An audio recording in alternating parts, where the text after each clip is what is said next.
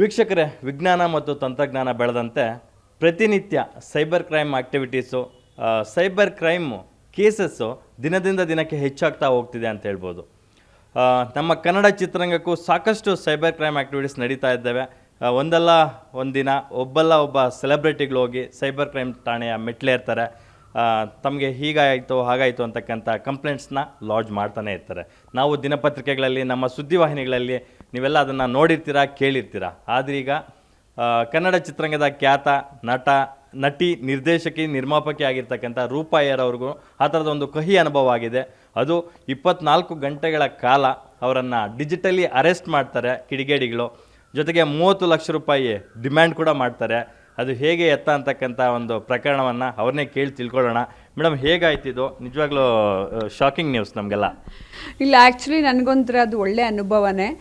ಯಾಕೆಂದರೆ ತುಂಬ ಜನ ಮೊದಲು ನನಗೆ ಈ ಥರ OTP ಕೇಳೋದು, ಅಕೌಂಟ್ ಡೀಟೇಲ್ಸ್ ಕೇಳೋದಲ್ಲ, ಅದೆಲ್ಲ ಮಾಡಿದರು. ಅವಾಗ ತಕ್ಷಣ ಗೊತ್ತಾಗ್ಬಿಡ್ತಿತ್ತು ನಮಗೆ, ಇವರೇನೋ ದುಡ್ಡು ತೊಗೊಳಕ್ಕೆ ಪ್ಲ್ಯಾನ್ ಮಾಡ್ತಿದ್ದಾರೆ ಅಂತ ಬೈದ್ಬಿಟ್ಟು ಇಡ್ತಾ ಇದ್ವಿ. ನಾವು ಯಾರಿಗೂ ಕೊಡ್ತಾ ಇರಲಿಲ್ಲ. ಬ್ಯಾಂಕ್ ಲೋನ್ ಬೇಕಾ, ಅದು ಬೇಕಾ, OTP ಕೊಡಿ ಅಂತ. ಬಟ್ ಇವ್ರದ್ದೇನಾಯಿತು, ಇವ್ರು 2 ದಿನ ನನ್ನ ಕೇಳಲೇ ಇಲ್ಲ ದುಡ್ಡಿನ ವಿಚಾರನ. ಆಮೇಲೆ ಕಂಪನಿ ರನ್ ಮಾಡೋರಿಗೆ ಮಾತ್ರ ಗೊತ್ತಿಸಿ. ಇವಾಗ ಎಷ್ಟೋ ಜನ ನನಗೆ ಕಮೆಂಟ್ ಹಾಕಿದ್ರು, ಇವ್ರೇನು ಪೆದ್ದಿನ, ಇವ್ರಿಗೆ ಗೊತ್ತಾಗಲ್ವ ಅಂತ. ಬಟ್ ಒಬ್ಬ ಕಂಪನಿ ರನ್ ಮಾಡೋರಿಗೆ ಮಾತ್ರ ಗೊತ್ತಾಗುತ್ತೆ. ಒಂದು ದಿನ ನಿಮ್ಮ ಪ್ಯಾನ್ ಕಾರ್ಡ್ ಬ್ಲಾಕ್ ಆದರೂ, ಆಧಾರ್ ಕಾರ್ಡ್ ಬ್ಲಾಕ್ ಆದರೂ, ಅಥವಾ ಆಧಾರ್ ಕಾರ್ಡ್ ಮಿಸ್ಯೂಸ್ ಆದ್ರೂ, ಪ್ಯಾನ್ ಕಾರ್ಡ್ ಮಿಸ್ಯೂಸ್ ಆದ್ರೂ ನಿಮ್ಗೆ ಎಷ್ಟು ಕಷ್ಟ ಅನುಭವಿಸ್ತೀರ ಅಂತ ನಾನು ಈ ಥರ ಕೇಸುಗಳೆಲ್ಲ ಕೋರ್ಟಲ್ಲಿ ಅನುಭವಿಸ್ಕೊಂಬಂದ್ಬಿಟ್ಟಿದ್ದೀನಿ. ಒಂದು ಕೇಸನ್ನು, ಈಚ್ ಕೇಸ್ ಸಾಲ್ವ್ ಮಾಡೋಕ್ಕೆ 10 ವರ್ಷ ಇನ್ವೆಸ್ಟ್ ಮಾಡಿದ್ದೀನಿ ನಾನು. ಆದ್ದರಿಂದ ನನಗೆ ಇದು ಶುರುವಾಯಿತು. ನನ್ನ ಆಧಾರ್ ಕಾರ್ಡನ್ನು ಉಪಯೋಗಿಸ್ಕೊಂಡು ಸೈನ್ ಹಾಕಿರೋದನ್ನ ಇನ್ನೊಬ್ಬ ಯಾರೋ ಸಿಮ್ ಕಾರ್ಡನ್ನು ತೊಗೊಂಡು ಬ್ಯಾಂಕ್ ಅಕೌಂಟ್ ಓಪನ್ ಮಾಡಿಕೊಂಡು ಆ ರೀತಿ ದುರ್ಬಳಕೆ ಮಾಡ್ಕೊಂಡಿದ್ದಾರೆ ಅಂತ ನನಗೆ ಇದು ಟೆಲಿಫೋನ್ ಅಥಾರಿಟಿ ಎಕ್ಸ್ಚೇಂಜಿಂದ ಫೋನ್ ಬಂತು ಫಸ್ಟು. ಮತ್ತು ಅಲ್ಲಿಂದ ನಿಮ್ಮ ಫೋನ್ನ ಬ್ಲಾಕ್ ಮಾಡ್ತೀವಿ ಅಂತ ಹೇಳಿದ್ರು. ನಂದೇ ನೆನ್ನೆ ತಾನೇ ಶೂಟಿಂಗ್ ಆಗಿದೆ, ನಾನು ಎಲ್ರಿಗೂ ಪೇಮೆಂಟ್ ಕೊಡಬೇಕು, ನನ್ನ ಫೋನ್ ಬ್ಲಾಕ್ ಆಗಿಬಿಟ್ರೆ ಮೇಡಮ್ ಆಫ್ ಮಾಡ್ಕೊಂಡು ಕೂತಿದ್ದಾರೆ, ತಪ್ಪು ತಿಳ್ಕೊಳ್ತಾರೆ.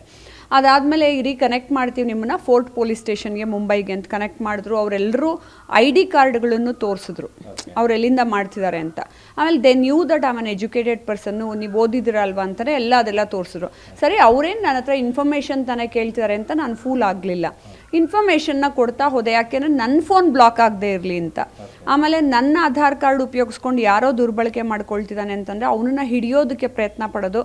ಮತ್ತು ನರೇಶ್ ಗೋಯಲ್ ಅವ್ರ ಕೇಸಲ್ಲಿ 247 ಜನನ ಅರೆಸ್ಟ್ ಮಾಡಿ ಅವ್ರನ್ನ ತನಿಖೆಗೆ ಒಳಪಡಿಸಿದ್ದೀವಿ. ಅದ್ರಲ್ಲಿ ನೀವು ಒಬ್ಬರು ಅಂತ ಹೇಳಿದ್ರು.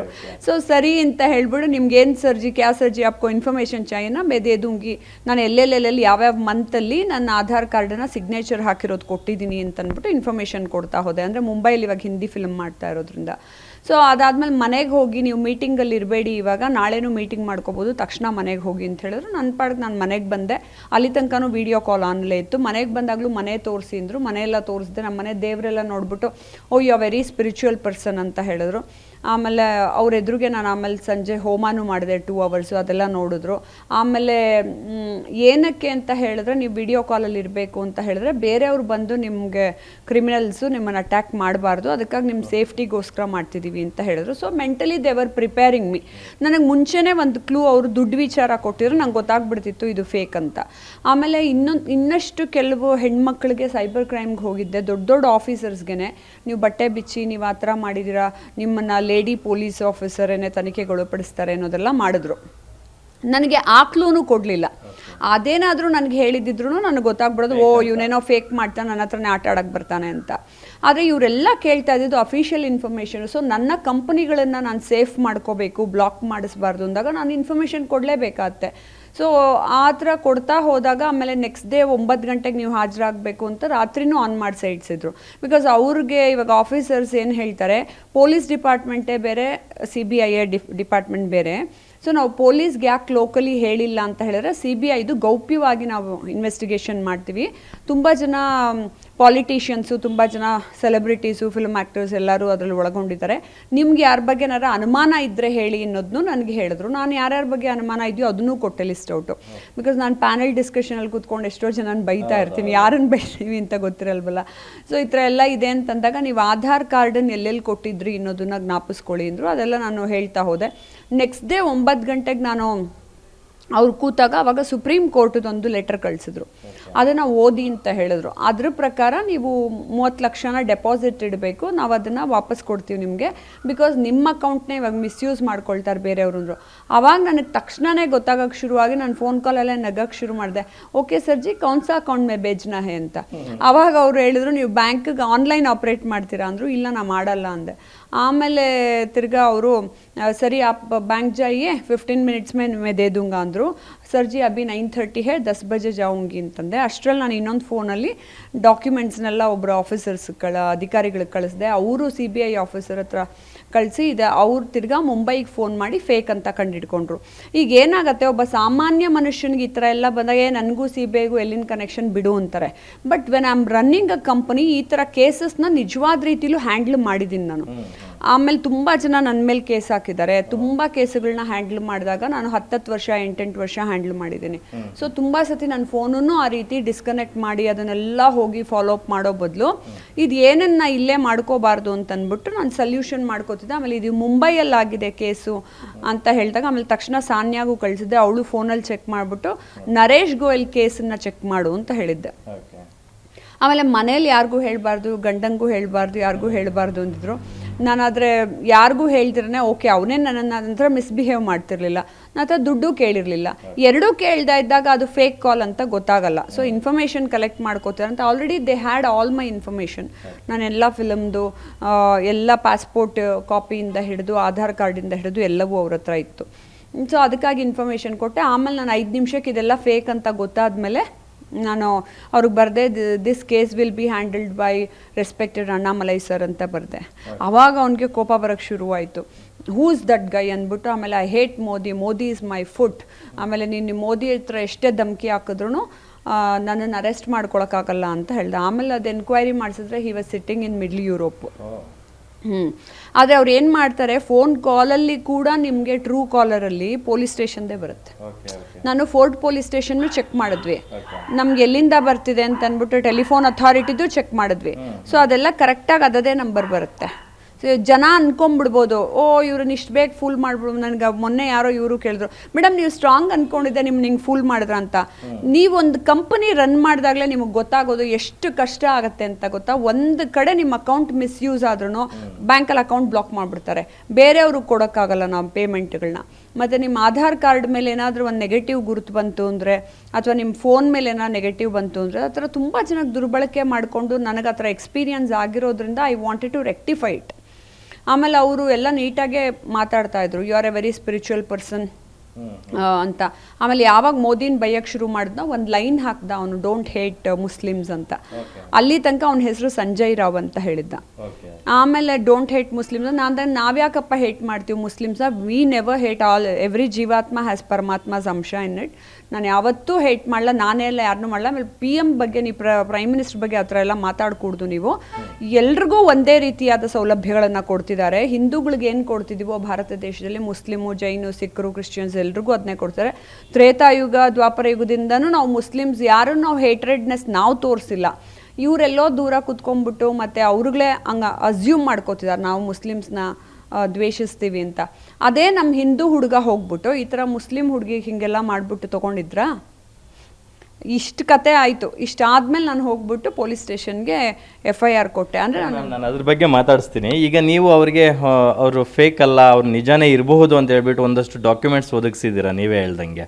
ಸೊ ಆ ಡಾಕ್ಯುಮೆಂಟ್ಸ್ ಅವ್ರ ಹತ್ರ ಯಾವ್ಯಾವ ಡಾಕ್ಯುಮೆಂಟ್ಸ್ ಇದೆ, ಮತ್ತೆ ಅದನ್ನ ಇಟ್ಕೊಂಡು ಅವ್ರು ಏನಾದರೂ ಮಿಸ್ಬಿಹೇವ್ ಮಾಡಿದ್ರೆ ಅಥವಾ ಮಿಸ್ಯೂಸ್ ಮಾಡ್ಕೊಂಡ್ರೆ ಅಂತ. ಆಲ್ರೆಡಿ ಅವ್ರ ಹತ್ರ ನನ್ನ ಡಾಕ್ಯುಮೆಂಟ್ಸ್ ಇತ್ತು. ಅವರೇ ನನ್ನ ಆಧಾರ್ ನಂಬರ್ ಹೇಳಿದ್ರು, ಅವರೇ ನನ್ನ ಪ್ಯಾನ್ ಕಾರ್ಡ್ ನಂಬರ್. ಸರ್ ಇವಾಗ ನಾವೇನಾಗುತ್ತೆ, ಭಾರತೀಯರ ಹತ್ರ ಏನಾಗಿರುತ್ತೆ ಗೊತ್ತಾ, ನಾನು ಎವ್ರಿ ಹೋಟೆಲ್ ಚೆಕ್ ಇನ್ ಆಗಕ್ಕೆ ಹೋಗಬೇಕಾದ್ರೆ ಎಲ್ಲವನ್ನೂ ಕೊಟ್ಟಿರ್ತೀನಿ. ಆಮೇಲೆ ಅದು ಏನು ಅಟೆಸ್ಟೆಡ್ ನಾವು ಸೈನ್ ಹಾಕಿ ಕೊಟ್ಟಿರ್ತೀವಿ. ಮತ್ತೆಲ್ಲೋ ಲೋನ್ ತೊಗೋಬೇಕು ಅಂದಾಗ ಎಲ್ಲ ಪ್ರೂಫ್ ಕೊಟ್ಟಿರ್ತೀವಿ, ಬ್ಯಾಂಕ್ಗಳಲ್ಲಿ ಕೊಟ್ಟಿರ್ತೀವಿ. ಮತ್ತು ಎವ್ರಿ ಆರ್ಟಿಸ್ಟ್ ಜೊತೆ ಟೆಕ್ನಿಷಿಯನ್ಸ್ ಅಗ್ರಿಮೆಂಟ್ ಮಾಡ್ಕೋಬೇಕಾದ್ರೆ ಮ್ಯೂಚುವಲಿ ತೊಗೊಂಡಿರ್ತೀವಿ. ಅವರ ಆಧಾರ್ ಕಾರ್ಡು, ನನ್ನ ಆಧಾರ್ ಕಾರ್ಡು. ಸೊ ಅದು ಎಲ್ಲಿ ಯಾವಾಗ ಮಿಸ್ಯೂಸ್ ಆಗಿರುತ್ತೆ ಗೊತ್ತಿರಲ್ಲ. ಆಮೇಲೆ ಅವರೇ ಹೇಳಿದ್ರು ತುಂಬ ಜನ ಬ್ಯಾಂಕ್ ಮ್ಯಾನೇಜರ್ಸೇ ಈ ರೀತಿ ಮಿಸ್ಯೂಸ್ ಮಾಡ್ಕೊಳ್ತಿದ್ದಾರೆ ಅಂತ ಅಂದ್ಬಿಟ್ಟು.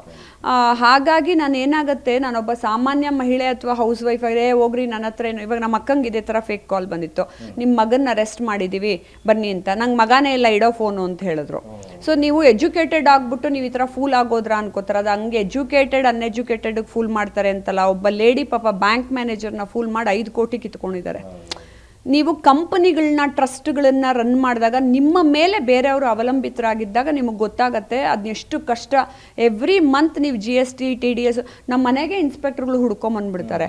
ನಾನು ಇಷ್ಟು ವರ್ಷ ಕಟ್ಕೊಂಬಂದು 1 ವರ್ಷ ನಾನು 1 ತಿಂಗಳು ಕಟ್ಟಿಲ್ಲ ಅಂತ ಹೇಳಿದ್ರೆ GST ಮತ್ತು TDS ಹುಡ್ಕೊಂಬರ್ತಾರೆ, ಮೇಡಮ್ ನೀವು ಕಟ್ಟಿಲ್ಲ ಅಂತಂದ್ಬಿಟ್ಟು. ಅದು ಸಾಮಾನ್ಯ ಮನುಷ್ಯನಿಗೆ ಕಂಪನಿ ಪ್ರಾಬ್ಲಮ್ಸ್ ಅರ್ಥ ಆಗಲ್ಲ. ಸೊ ನಾನು ಅದನ್ನ ರೆಕ್ಟಿಫೈ ಮಾಡ್ಕೊಳ್ಳೋದಕ್ಕೆ ನನ್ನ ಫೋನನ್ನು ಬ್ಲಾಕ್ ಮಾಡಬೇಡಿ ಅನ್ನೋದಕ್ಕಾಗಿ ನಾನು ಇಟ್ಕೊಂಡಿದ್ದೆ. ಮತ್ತೊಂದು ವಿಚಾರ ಕೇಳ್ಪಟ್ಟೆ, ಟ್ರಾಯಿಂದ ನಿಮ್ಗೆ ಕಾಲ್ ಬರುತ್ತೆ, ಫಸ್ಟು ಅಲ್ಲಿಂದ ಶುರುವಾಗುತ್ತೆ. ಅವರು ನೀವು ನಿಮ್ಮ ನಂಬರನ್ನು ದೇಶದ್ರೋಹಿ ಚಟುವಟಿಕೆಗಳಿಗೆ ಬಳಸ್ಕೊಂಡಿದ್ದೀರ ಅಂತಕ್ಕಂಥ ಒಂದು ಆರೋಪವನ್ನು ಕೂಡ ಮಾಡ್ತಾರಂತೆ. ಸೊ ರೂಪಾಯರವ್ರು ಎಂಥ ಪೇಟ್ರಿಯಾಟಿಕ್ ಪರ್ಸನ್ ಅಂತ ಎಲ್ಲರಿಗೂ ಗೊತ್ತಿರ್ತಕ್ಕಂಥ ವಿಚಾರ. ಗೊತ್ತಿರೋದನ್ನೇ ಅವನು ಅದೇ ಹೇಳ್ದ, ಮೇಡಮ್ ನೀವು ತುಂಬ you are a patriotic person, ಮತ್ತು ನೀವು ಪೇಟ್ರಿಯಾಟಿಕ್ ಸಿನಿಮಾನೇ ಈಗ ನೇತಾಜಿ ಬಗ್ಗೆ ಮಾಡ್ತಾ ಇದ್ದೀರಾ, ಬಟ್ ಕಿಸಿನೇ ಆಪ್ಕಾ ಫೋನ್ ಕೋ ಯೂಸ್ ಕರ್ಕೆ ऐसा ದೇಶದ್ರೋಹಿ ಕಾಮ್ ಕರ್ ರहा है. ಸೊ ನಿಮ್ಗೆ ಅದಕ್ಕೆ ಕೆಟ್ಟ ಹೆಸರು ಬರಬಾರ್ದು, ಅದಕ್ಕೆ ನಾವು we will watch out for 24 hours ನಿಮ್ಮನ್ನ. ಇದರಲ್ಲಿ ಎಲ್ಲ ಅನೇಕ ಪಾಲಿಟಿಷಿಯನ್ಸ್ ಆ್ಯಂಡ್ ಸೆಲೆಬ್ರಿಟೀಸ್ ಇದ್ದಾರೆ, ಅವ್ರನ್ನೆಲ್ಲ ಗೌಪ್ಯವಾಗಿ ಇಟ್ಟಿದ್ದೀವಿ. ನೀವು ಕೂಡ ಅದೇ ಗೌಪ್ಯತೆನ ಕಾಪಾಡ್ಕೋಬೇಕು. ಮತ್ತು ಟೆಲಿಫೋನ್ ಅಥಾರಿಟಿ ಆಫ್ ಇಂಡಿಯಾಯಿಂದನೇ ಮಾಡ್ತಾ ಇರೋದು ಅಂತಂದಾಗ ನಾವು ಎಲ್ಲ ಆನ್ಲೈನು ಚೆಕ್ ಮಾಡಿಸಿದ್ವಿ, ಎಲ್ಲ ನಂಬರು ಅದೇ ಇದೆ. ಬಟ್ ಅವ್ರು ಅಲ್ಲಿಂದ ರೂಟಿಂಗ್ ಮಾಡ್ತಾರಂತೆ. ಆ ರೀತಿ ನಿನ್ನೆ ನಾನು ಅದಕ್ಕೆ ಸೈಬರ್ ಕ್ರೈಮ್ಗೆ ಹೋದಾಗಲೂ ಮೇಡಮ್ ಅದನ್ನೇ ಹೇಳಿದ್ರು, ಈಶ್ವರಿ ಮೇಡಮು, ನಾವೆಲ್ಲ ರೂಟಿಂಗ್ ಎಲ್ಲ ಹಂಗೆ ಮಾಡ್ತಾರೆ ಮೇಡಮ್, ಅದೆಲ್ಲವೂ ಬರುತ್ತೆ, ತಪ್ಪೇನಿಲ್ಲ, ನೀವು FIRನ ಫೈಲ್ ಮಾಡಿ. ನೀವು 1 ಪೈಸಾನು ಕೊಟ್ಟಿಲ್ಲ ಅಂದರೆ ದುಡ್ಡು ವಿಚಾರ ನಂಗೆ ಗೊತ್ತಾಗಿ ಹೋಗಿದ್ರೆ ನಾವು ಮೊದಲೇ ಕೊಡ್ತಿರ್ಲಿಲ್ಲ, ಇಟ್ಬಿಡ್ತಿದ್ವಿ ಫೋನು. ಬಟ್ ಕಂಪನಿ ಎನ್ಕ್ವೈರಿ ಬಂದಾಗ ಈ ಥರ ಸರ್ ನಮ್ಗೆ ಎಷ್ಟೊಂದು ಬೇರೆದೂ ಆನ್ಲೈನ್, ಇವಾಗ ಕೋರ್ಟ್ ಕೇಸಸ್ ಏನಾಗ್ತಾ ಇತ್ತು ಕೊರೋನಾ ಟೈಮಲ್ಲಿ ಆನ್ಲೈನಾಗೆಲ್ಲ ಕೂತ್ಕೊಂಡು ಮಾಡೋರು, ಅವಾಗ ಕೋರ್ಟ್ ಕೇಸನ್ನು ಹ್ಯಾಂಡ್ಲ್ ಮಾಡ್ತಾ ಇದ್ವಿ. ಸೊ ಆನ್ಲೈನಲ್ಲಿ ಮಾಡಬೇಕಾಗತ್ತೆ ಅನ್ನೋದಕ್ಕೆ ಮಾಡಿದ್ವಿ. ಆಮೇಲೆ ನನಗೆ ಇಲ್ಲಿನ CBI ಆಫೀಸರು ಕ್ಲಾರಿಫೈ ಮಾಡಿಕೊಟ್ರು, ಇಲ್ಲ ಅದು ಆ ಥರ ಇಲ್ಲ, ಇದು ಫೇಕು, ಈ ಥರ ನಡೀತಾ ಇದೆ. ನನಗೆ ಇನ್ನೊಂದು ಬಂದಿತ್ತು, ಅವ್ರಿಗೆ ಮಾಡಿದ್ರಂತೆ, CBI ಆಫೀಸರ್ಗೆ ಒಂದು ಕೊರಿಯರ್ ಬರೋದಕ್ಕೆ ಹೇಳಿದ್ರಂತೆ, ನಿಮ್ಮ ಕೊರಿಯರ್ ಪಾಸ್ಪೋರ್ಟ್ ಜೊತೆ ನಿಮಗೆ ಡ್ರಗ್ಸನ್ನು ಎಕ್ಸ್ಪೋರ್ಟ್ ಮಾಡ್ತಾ ಇದ್ದಾರೆ, ನೀವು 20 ಲಕ್ಷ ಕೊಡಬೇಕು, ನಾವು ಇದರಿಂದ ಮಾಡ್ತಾ ಇದ್ದೀವಿ ಬಾಂಬೆ ಪೊಲೀಸ್ ಸ್ಟೇಷನಿಂದ ಅಂತಂದ್ಬಿಟ್ಟು. ಸೊ ಆ ಥರ ಎಲ್ಲ ಬಂದಾಗ ನಮ್ಗೆ ರಿಯಾಲಿಟಿ ಗೊತ್ತಾಗ್ತಾ ಹೋಗುತ್ತೆ. ನಿಮ್ಗೆ ಯಾವಾಗ ಮ್ಯಾಮ್ ಇದು ಶುರುವಾಗಿದ್ದು? ಅಂದರೆ ಬುಧವಾರ ಮಧ್ಯಾಹ್ನ 2:30 ಅರೌಂಡ್ ನಿಮ್ಗೆ ಕಾಲ್ ಬರುತ್ತೆ, you are under their control by ಅಂದರೆ ಥರ್ಸ್ಡೇ ಮಾರ್ನಿಂಗ್ 10:30ವರೆಗೂ, if I am not wrong. Correct. ನನಗೆ ಮಧ್ಯಾಹ್ನ 2:15 ಬಂತು. ಅದಾದಮೇಲೆ ತಕ್ಷಣ ಅಲ್ಲಿಂದ ಹೊರಟು ಬಿಡಿ ಆಫೀಸಿಂದ ಅಂತ ಹೇಳಿದ್ರು. ಅಲ್ಲಿಂದ ಹೊರಟು ನಾನು ಮನೆಗೆ ಬಂದೆ. ನೆಕ್ಸ್ಟ್ ಡೇ 9:45ಗೆ ನನಗೆ ಗೊತ್ತಾಯಿತು, ನಾನು ಬ್ಯಾಂಕಿಗೆ ಹೋಗೋದಕ್ಕೆ ಮುಂಚೆ, ಬ್ಯಾಂಕ್ ಹೋಗ್ತಿರ್ಲಿಲ್ಲ ನಾನು ಎನಿವೇಸ್, ಸೊ ಅಷ್ಟರಲ್ಲಿ ಚೆಕ್ ಮಾಡಬೇಕಾಗಿತ್ತು ಅಂತ ಅನ್ನೋದಕ್ಕೆ. ಈ ಥರ ಮುಂಚೆನೇ ಬೇರೆದಕ್ಕೆಲ್ಲ ಫೋನ್ ಕಾಲ್ಸ್ ಬಂದಿತ್ತು, OTP ಕೊಡಿ, ನಿಮಗೆ ಲೋನ್ ಕೊಡ್ತೀವಿ, ನಿಮ್ಗೆ ಕಾರ್ ಲೋನ್ ಬೇಡವಾ, ಇದು ಬೇಡವಾ, ಚೇಂಜ್ ಮಾಡ್ಕೊಳ್ಳಿ, ಮತ್ತು ಈ ಆಫರ್ಸ್ ಕೊಡ್ತಾ ಇದ್ದೀವಿ OTP ಕೊಡಿ ಅಂತ. ಅವಾಗ ಗೊತ್ತಾಗ್ಬಿಡೋದು. ಸೊ ಇವನು ಏನೂ ಬಾಯಿ ಬಿಟ್ಟಿರಲಿಲ್ಲ ನನಗೆ ದುಡ್ಡು ಕೊಡು ಅಂತ. ಆಮೇಲೆ ಅವನೇ ಅಂದ, you are a very innocent person, nice person, but ದೇಶದಲ್ಲೆಲ್ಲ ನಮಗೆ ಕೆಟ್ಟದ್ದು ಮಾಡ್ತಿದ್ದಾರೆ, ನೀವೆಲ್ಲ ಒಳ್ಳೇದು. ಹಂಗೆ ಅಂದೆ, ಹಂಗೇನು ಇಲ್ಲಪ್ಪ, I lead a simple life, you might have seen this, ಆ ಥರ ಎಲ್ಲ ಏನಿಲ್ಲ, ನೀವು ಯಾಕೆ ಸಿನ್ಸಿಯರ್ ಆಗಿ ದುಡ್ದು ತಿನ್ನಲ್ಲ ಅಂತ ಹೇಳಿದ್ರು. ಅವ್ನು ಹೇಳ್ದ, ದಿಸ್ ಇಸ್ ಮೈ ವರ್ಕ್ ಅಂತಾನೆ. ಅಂದರೆ ಈ ಥರ ಚೀಟ್ ಮಾಡಿ ಬದುಕೋದು ನನ್ನ ವೃತ್ತಿ ಅಂತಕ್ಕಂಥ ಪ್ರೌಡಾಗಿ ಹೇಳ್ಕೊಂತಾನೆ ಅವನು. ಓಕೆ. ಅದೊಂದು ಕಂಪ್ನಿ ಥರ ವರ್ಲ್ಡ್ ವೈಡ್ ಸೆಟಪ್ ಮಾಡಿದಾರಂತೆ. ಆಮೇಲೆ ಮೇಡಮ್ ನನಗೂ ಈ ದುಡ್ಡು ಸಿಗಲ್ಲ ಅಂದ, ನಿಮ್ಮ ಹತ್ರ ಕಿತ್ಕೊಳ್ಳೋ ದುಡ್ಡು ನನಗೂ ಸಿಗಲ್ಲ, ಅದು ಬೇರೆಯವ್ರಿಗೆ ಹೋಗುತ್ತೆ, ನಮ್ಮನ್ನ ಕೆಲಸದವ್ರ ಥರ ಇಟ್ಕೊಂಡಿದ್ದಾರೆ, ಸೊ ಅದೆಲ್ಲರಿಗೂ ಸಂಬಳ ಥರ ಕೊಡ್ತಾರೆ ಅಂತ ಕಷ್ಟಪಟ್ಟು ದುಡಿಯೋದೇ ನಮಗೆ ಸಿಗಲ್ಲ ಅಂಥದ್ದು. ಈ ಥರ ದುಡಿಯೋದು ಅವ್ರಿಗೆ ಎಷ್ಟು ಮಟ್ಟಿಗೆ ಅರಗಿಸ್ಕೊಳ್ಳೋಕ್ಕಾಗುತ್ತೋ ಇಲ್ಲ ನನಗೆ ಗೊತ್ತಿಲ್ಲ. ಮೇಡಮ್, ಫೈನಲಿ ಏನು ಮಾಡಿದ್ರಿ ನೀವು? ಕಂಪ್ಲೇಂಟ್ ಲಾಡ್ಜ್ ಮಾಡಿದ್ರಾ, ಎಲ್ಲಿ ಹೋಗಿದ್ರಿ, ಏನು ಅಂತಕ್ಕಂಥದ್ದು? ಅಂದರೆ ಸೈಬರ್ ಕ್ರೈಮ್ಗೆ ಲಾಡ್ಜ್ ಮಾಡಿದ್ರಾ ಅಥವಾ nearby police station lodge ಮಾಡಿದ್ರಾ, ಹೇಗೆ ಅಂತ? ಲಕ್ಕಿಲಿ ಈಗ ಎಲ್ಲ ಕಡೆ ಸೈಬರ್ ಕ್ರೈಮ್ನ Bengaluru north, south, east, west ಎಲ್ಲ ಕಡೆ ಮಾಡಿರ್ತಾರೆ. ನಾನು ಸೌತ್ ಸೈಬರ್ ಕ್ರೈಮ್ಗೆ ಹೋಗ್ಬಿಟ್ಟು ಮಾಡಿದೆ. ಈಶ್ವರಿ ಮೇಡಮ್ ಇದ್ದರು, ಅವ್ರ ಹತ್ರ ಎಲ್ಲ ಪೂರ್ತಿ ವಿಚಾರಗಳನ್ನು ಹೇಳಿದೆ. ನೀವೇನು ದುಡ್ಡು ಕಳ್ಕೊಂಡಿಲ್ಲ, FIR ಏನು ಬೇಡ ಅಂತ ಹೇಳಿದ್ರು. ಆಮೇಲೆ ತಿರ್ಗಾ ಬೇಕು ಅಂದ್ಕೊಂಡ್ವಿ, ಬಿಕಾಸ್ ನಾನೆಲ್ಲ ಮೀಡಿಯಾಗೆಲ್ಲ ಹೇಳಬೇಕು, ಯಾಕಂದರೆ ಜನಗಳಿಗೆ ತಿಳಿಸ್ಬೇಕು. ಇದು ಚೀಟ್ ಮಾಡೋದು ಮುಗ್ಧರನ್ನ ಮಾತ್ರ ಅಲ್ಲ, ದೊಡ್ಡ ದೊಡ್ಡ ಕಂಪನಿಗಳು ಇಟ್ಕೊಂಡಿರೋರನ್ನ ನೀವು ಎಲ್ಲಿ ಬೇಕಾದ್ರೂ ಬ್ಲಾಕ್ ಮಾಡಿಬಿಟ್ಟು ನೀವು ಚೀಟ್ ಮಾಡಬಹುದು. ಆಮೇಲೆ ಅವರು ತಿಳ್ಕೊಂಡಿರ್ತಾರೆ ಯಾರ ಹತ್ರ ಇವಾಗ ಮನಿ ಟ್ರಾನ್ಸಾಕ್ಷನ್ ನಡೀತಿದೆ. ಈಗ ನನ್ನ ಪ್ರಾಜೆಕ್ಟ್ ನಡೀತಾ ಇದೆ ಅಂದರೆ ನನ್ನ ಬ್ಯಾಂಕಲ್ಲಿ ಒಂಚೂರು ದುಡ್ಡು ಇರಲೇಬೇಕು ಅನ್ನೋದು ಅವ್ರಿಗೆ ಗೊತ್ತಿರುತ್ತೆ. ಆಮೇಲೆ ಈ ಥರ ಎಲ್ಲರ ಹೆಸರುಗಳು ಲಿಸ್ಟನ್ನು ಕೊಡೋದು ನಮ್ಮ ಇಂಡಿಯಾದಿಂದಾನೇ ಕೊಡ್ತಾರಂತೆ. ಆ ಥರ ಕೊಟ್ಬಿಟ್ಟು ಎಲ್ರಿಗೂ ಹಂಗೆ ಫೋನ್ ಮಾಡಿಸಿ ಬೆದರಿಕೆ ಹಾಕಿ ಕಲೆಕ್ಟ್ ಮಾಡ್ತಾರಂತೆ ದುಡ್ಡನ್ನು.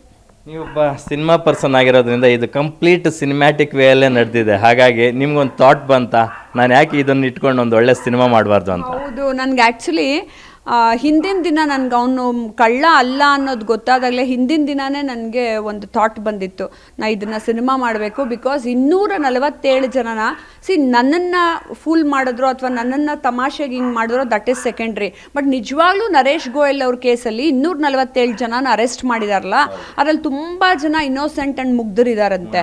ಸುಮ್ಮನೆ ಮನೇಲಿ ಕೂತಿರೋರ್ಗೂ ಕೂಡ ಪ್ಯಾನ್ ಕಾರ್ಡ್ ಆಧಾರ್ ಕಾರ್ಡನ್ನು ಲಿಂಕ್ ಮಾಡಿಬಿಟ್ಟು ತೊಗೊಂಬಂದ್ಬಿಟ್ಟಿದಾರಂತೆ. ಸೊ ಅವರೆಲ್ಲ ಹೋಗಿ ತಾನು ನಿರಪರಾಧಿ ಅಂತ ಪ್ರೂವ್ ಮಾಡ್ಕೊಳ್ಳೋದಕ್ಕೆ minimum it will take 10 years. ಯಾರೋ ಒಬ್ಬ ಸೀನಿಯರ್ ಸಿಟಿಸನ್ಸ್ನು ತೊಗೊಂಡೋಗಿದಾರಂತ ತುಂಬ ಜನನ. ಇವರು ಕೂತಿರೋ ಜನ ತಮಾಷೆ ಮಾಡಿಕೊಂಡು ಆಡ್ಕೊಂಡು ಎಲ್ಲ ಆಡ್ತಾರೆ. ಅವ್ರ ಮನೇಲಿ ಆದಾಗಲೇ ಅವ್ರಿಗೆ ಗೊತ್ತಾಗತ್ತೆ, ಅವರಪ್ಪ ಅಮ್ಮಂಗೆ ಅವ್ರಿಗೆ ಕಷ್ಟ ಬಂದಾಗ. ತುಂಬ ಜನ ಇನ್ನೋಸೆಂಟ್ಗಳನ್ನ ನರೇಶ್ ಗೋಯಲ್ ಕೇಸಲ್ಲಿ ಒಳಗಡೆ ಹಾಕಿಟ್ಟಿದ್ದಾರೆ ಪಾಪ, ಅರೆಸ್ಟ್ ಮಾಡಿಬಿಟ್ಟು. ಅವರೆಲ್ಲ ಹೆಂಗೆ ಬಿಡಿಸ್ಕೋಬೇಕು? ಇದೇ ಕಷ್ಟಪಡಬೇಕು, ಅವರೆಲ್ಲ ಕೋರ್ಟ್ಗೆ ಹೋಗಬೇಕು, ಲಾಯರ್ನ ಇಡಬೇಕು, ಕಷ್ಟಪಡಬೇಕು. ನನಗೆ ಆವಾಗಲೇ ಅನ್ನಿಸ್ತು ಇದನ್ನು ಸಿನಿಮಾ ಮಾಡಲೇಬೇಕು ಅಂತ. ಬೇಕು ಸೀರೀಸಲ್ಲೆಲ್ಲ ಬಂದಿದೆ ಈ ಥರ ಆಲ್ರೆಡಿ ಕತೆಗಳು.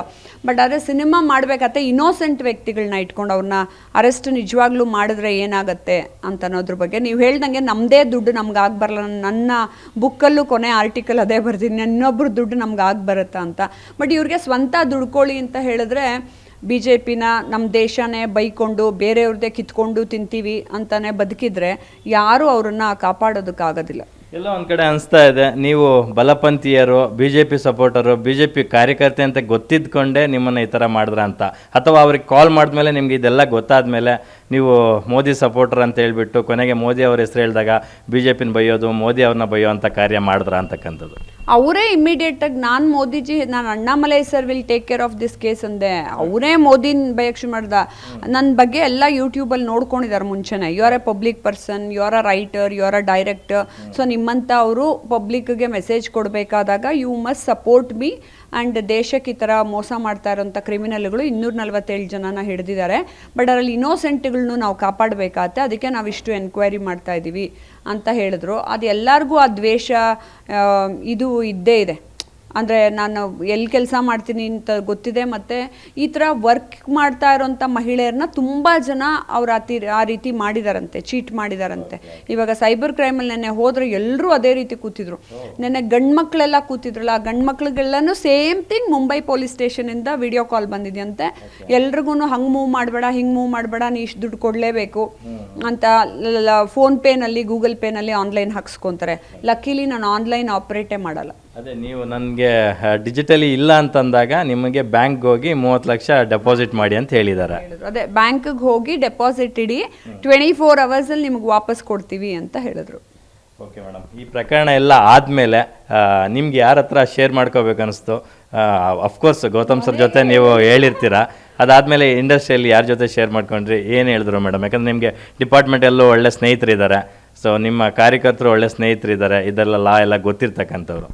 ನಾನು ಆಮೇಲೆ ನಮ್ಮ ಲಾಯರ್ಗಳ ಹತ್ರ ಮಾತಾಡಿದೆ, ತುಂಬ ಜನ ಆಫೀಸರ್ಸ್ ಹತ್ರ ಮಾತಾಡಿದೆ. ಅಯ್ಯೋ ಮೇಡಮ್, ಹಂಗೆ ಬರೋದೆಲ್ಲ ಇದಾಗತ್ತೆ, ಅದಾಗತ್ತೆ, ಸುಳ್ಳಾಗತ್ತೆ, ನೀವು ಯಾಕೆ ತೊಗೊಂಡ್ರಿ, ಕಾಲು ಕಟ್ ಮಾಡಿಬಿಡ್ಬೇಕಿತ್ತು ಅಂತಾರೆ. ಅವರು ಹೇಳೋದು ಸುಲಭ, ನಿಮಗೆ ಕಾಲ್ ಕಟ್ ಮಾಡಿಬಿಡ್ಬೇಕಾಯ್ತು ಅಂತ. ಬಟ್ ನಾನು ಇದೇ ಥರ ರಿಯಾಲಿಟಿ ಕೇಸಸ್ನ ಹ್ಯಾಂಡ್ಲ್ ಮಾಡಿ ಸಫರ್ ಮಾಡಿದ್ರಿಂದ ನನಗೆ ಗೊತ್ತಿತ್ತು I should not suffer any more ಅಂತ. ನನಗೆ ತುಂಬ ಕೇಸಸ್ಸು ನಾನೇನು ತಪ್ಪು ಮಾಡ್ದೇನೆ 8 years 10 years ನನ್ನ ಮೇಲೆ ಕೇಸಸ್ ಹಾಕಿದ್ರು, ಅದನ್ನ ಹ್ಯಾಂಡ್ಲ್ ಮಾಡಿ ಮಾಡಿ ಮಾಡಿ ಸಾಲ್ವ್ ಮಾಡ್ಕೊಂಡಿದ್ದೆ.